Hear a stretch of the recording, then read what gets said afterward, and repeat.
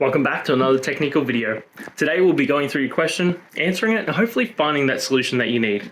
Guys, remember to stay just a little bit crazy like me, and hopefully you find that resolution you need. Anyway, let's continue on.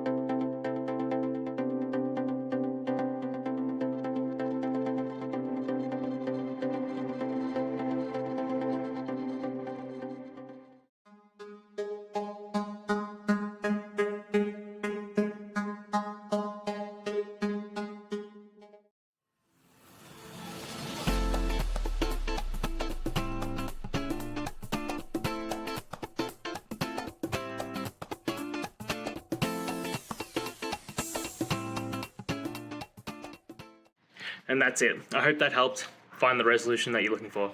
If it did, please hit subscribe. I really appreciate it. And until next time, I hope you have a good one. Cheers.